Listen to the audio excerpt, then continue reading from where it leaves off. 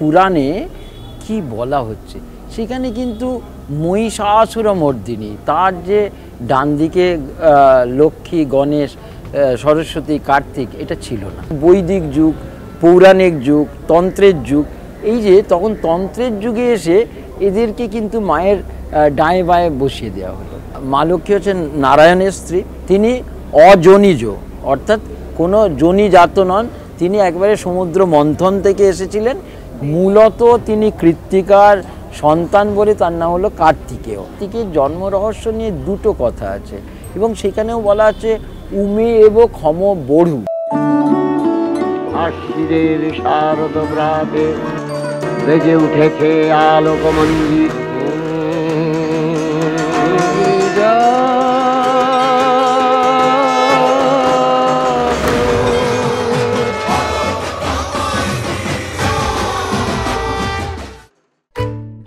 दीवारों के रंग या फैंसी बाथरूम फिटिंग्स पे ना जाइए। अंदर की मजबूती जो सिर्फ टीएमटी से मिलती है उसको परखिए।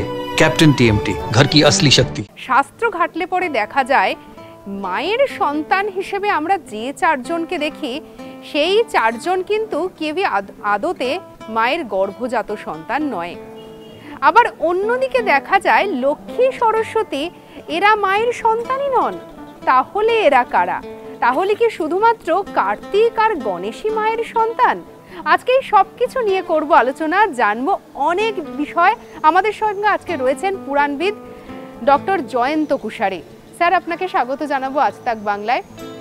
এই যে আমরা দেখি যে মা আসেন মর্তে, সঙ্গে ছেলে মেয়ে, এই ছেলেমেয়েরা কি সত্যি ছেলে মেয়ে নাকি অন্য কেউ? প্রথম কথা বলি যে যখন নাকি আমাদের শারদীয়া দুর্গা প্রচলন হয়েছিল, আর এবং এটাও বলতে হবে যে মা দুর্গা হচ্ছেন পুরাণের দেবী, কিন্তু আমরা যদি কালী যাই তন্ত্র, জগদ্ধাত্রী তন্ত্র, অন্নপূর্ণা তন্ত্র। दीवारों के रंग या फैंसी बाथरूम फिटिंग्स पे ना जाइए। अंदर की मजबूती जो सिर्फ टीएमटी से मिलती है उसको परखिए। कैप्टन टीएमटी, घर की असली शक्ति। তাহলে একেবারে এক্স্যাক্টলি পুরাণে কি বলা হচ্ছে সেখানে কিন্তু মহিষাসুরমর্দিনী তার যে ডান দিকে লক্ষ্মী, গণেশ, সরস্বতী, কার্তিক এটা ছিল না। পরবর্তীকালে একেবারে তন্ত্রের যুগে এলো। পুরাণের যুগে যে মহিষাসুরমর্দিনী দশপ্রহরণধারিণী যে দুর্গা মাকে আমরা দেখছি, এখনও দেখছি, সেখানে কিন্তু কার্তিক, গণেশ, লক্ষ্মী, সরস্বতীর কোনো উল্লেখ নেই। তাহলে আমরা যেটা দেখছি তাহলে কি করে ঢুকলো? এটা কি প্রক্ষিপ্ত? না, কালীবিলাস তন্ত্রে সেখানে বলা হচ্ছে যে মায়ের ডান দিকে একেবারে উপরে থাকবে লক্ষ্মী, নিচে থাকবেন গণেশ, আবার বাঁ দিকে উপরে থাকবেন মা সরস্বতী এবং নিচে কার্তিক। এইভাবে তাকে বিন্যাস করলো। তাহলে কালীবিলাস তন্ত্রের দশম পটলে এইটা উল্লেখ করা হলো। সেই আমরা এক একটা যুগ দেখছি, যেমন বৈদিক যুগ, পৌরাণিক যুগ, তন্ত্রের যুগ। এই যে তখন তন্ত্রের যুগে এসে এদেরকে কিন্তু মায়ের ডায়ে বায়ে বসিয়ে দেওয়া হলো। এবং আমাদের যে প্রথম প্রশ্নটা ছিল, दीवारों के रंग या फैंसी बाथरूम फिटिंग्स पे ना जाइए। अंदर की मजबूती जो सिर्फ टीएमटी से मिलती है उसको परखिए। कैप्टन टीएमटी, घर की असली शक्ति। যে লক্ষ্মী, সরস্বতী কি মায়ের সন্তান? আমরা যদি ঘেঁটে দেখি কোনোভাবেই পাচ্ছি না। কেননা মা লক্ষ্মী হচ্ছেন নারায়ণের স্ত্রী, অন্যদিকে মা সরস্বতী হচ্ছে ব্রহ্মাণী। তো এদের যে জন্ম, তার সঙ্গে কিন্তু মা দুর্গা বা শঙ্কর ভগবানের কোনো মানে তার ঔরসজাত জিনিস যেটা পাই যে মা লক্ষ্মী বা মহালক্ষ্মী যাকে বলা হয়, যে সমুদ্র মন্থনের মধ্যে থেকে এসেছিলেন মহালক্ষ্মীকে পাচ্ছি। একদম তিনি অজনিজ অর্থাৎ কোনো জনিজাত নন। दीवारों के रंग या फैंसी बाथरूम फिटिंग्स पे ना जाइए। अंदर की मजबूती जो सिर्फ टीएमटी से मिलती है उसको परखिए।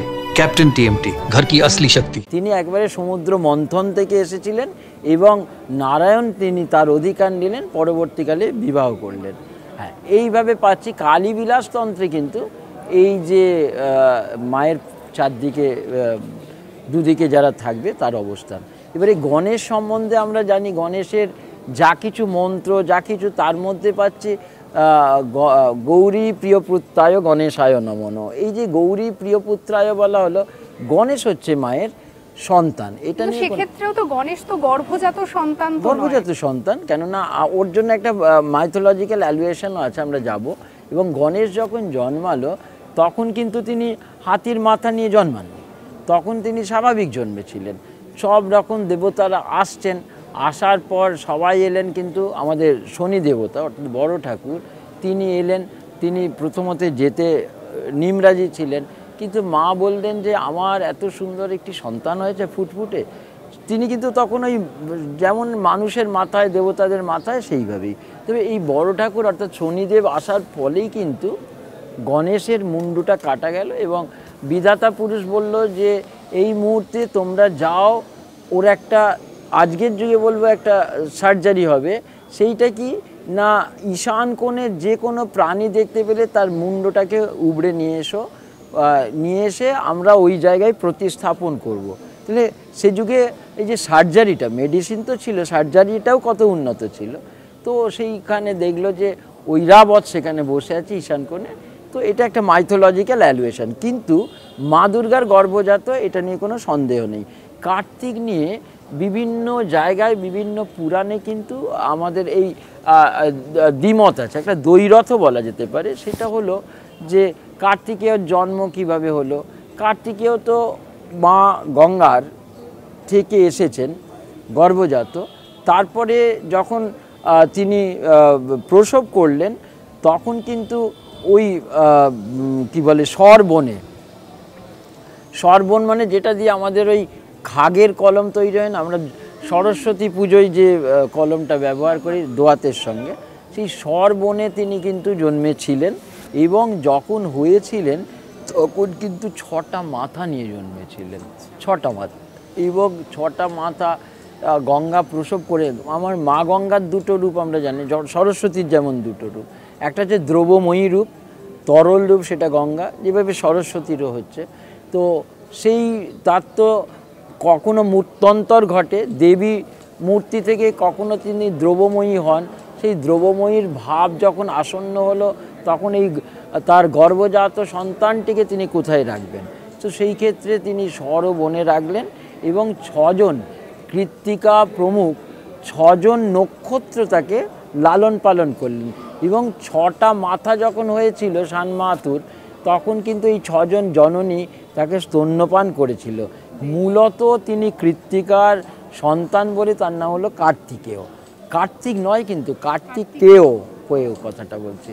এইটা যদি একটা পুরাণ বলে, আবার আর একটা পুরাণ বলছে যে কার্তিকের জন্ম রহস্যটা সেই যেভাবে মহিষাসুর এসেছিলেন সেইভাবেই কিন্তু তারকাসুর নামে একটা দুর্দম অসুর ছিলেন।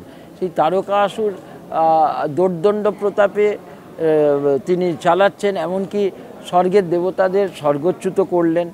এমন একটা সময় সবাই গিয়ে আমাদের ব্রহ্মাকে মুখপাত্র করে যখন শিব এবং নারায়ণের কাছে গেলেন, তখন তিনি বিধান দিলেন যে নারায়ণ বললেন যে হ্যাঁ, একমাত্র যে উমার গর্ভজাত এবং আমাদের শঙ্কর ভগবান শিব ঠাকুরের ঔরসজাত সন্তানই কিন্তু এই তারকাসুরকে মারতে পারবে। সমস্যা হচ্ছে যে বাবা হলেন মহাযোগীবর, তিনি বিভিন্ন জায়গায় তপস্যা করে বেড়ান। একটা সময় হলো কি তিনি কৈলাস ছেড়ে হিমালয়ে গেলেন। তখনকার দিনের নিয়ম ছিল যে রাজা কোনো যদি সাধক আসেন, যোগীবর আসেন, তার পরিচর্যার দায়িত্বটা দেওয়া হতো কুমারী কন্যাকে। তো এই জায়গায় কিন্তু ভগবান শঙ্করের তিনি পরিচর্যা করছেন। বাবা যখন ধ্যান ভঙ্গ হলো তখন দেখছেন মা উমা, কুমারী অবস্থার মা উমা তার পরিচর্যা করছেন।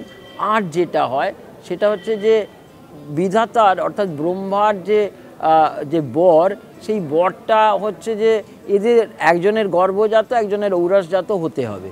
ফলত তো তখনই কিন্তু কামদেব অর্থাৎ অনঙ্গ অর্থাৎ মদনকে কাজে লাগালো যে তুমি এই মুহূর্তেই কিন্তু এই শঙ্করের অর্থাৎ শিব ঠাকুরের কামভাব জাগাও এবং কামভাব জাগিয়ে তাদেরকে মিলন ঘটাও, তারা একে অন্যের সঙ্গে উপগত হোক, তাহলেই কিন্তু তার যে গর্ভজাত সন্তান সেটা তারকাসুরকে মারতে পারবে। তাহলে একটা তো পরিস্থিতি তৈরি করতে হবে। এই মতো অবস্থায় ওই হিমালয়ের একটি আড়ালে, পাথরের আড়ালে মদন তিনি কিন্তু ওই কাম বান ছাড়লেন। সেই সময় কিন্তু মায়ের সঙ্গে বাবার মিলন ঘটলো, তারপরে কিন্তু তারা সঙ্গমও হলো। এরপরে বাবার যখন আরে আমি তো এসেছি তপস্যা করতে, একটা কুমারী মেয়ের আমি এইরকম একটা হয়ে গেল, তো তারপরেই সেই গর্ভজাত সন্তানটির নাম কার্তিকেয়। তাহলে আমাদের কিন্তু কার্তিকের জন্ম রহস্য নিয়ে দুটো কথা আছে, এবং সেখানেও বলা আছে উমে এব ক্ষম বড়ু। বড়ু কথাটা হচ্ছে যে শঙ্কর ভগবানের যে ঔরস, শঙ্কর ভগবানের যে বীর্য একমাত্র উমাই ধারণ করার ক্ষমতা ধরে, এবং তার গর্ভজাত সন্তান। পরবর্তীকালে যখন বিবাহ হলো তখন কিন্তু গণেশের জন্ম আমরা পাচ্ছি।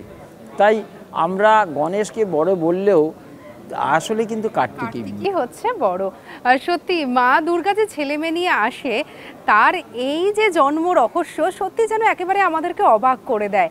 তাহলে এরপর থেকে আমরা কিন্তু এই বিষয়টা অবশ্যই মাথায় রাখবো যে যতই আমরা বলি না কেন যে মা দুর্গা বা মা উমা তার 4 সন্তানকে নিয়ে আসেন মর্তে, আসলে কিন্তু তা নয়।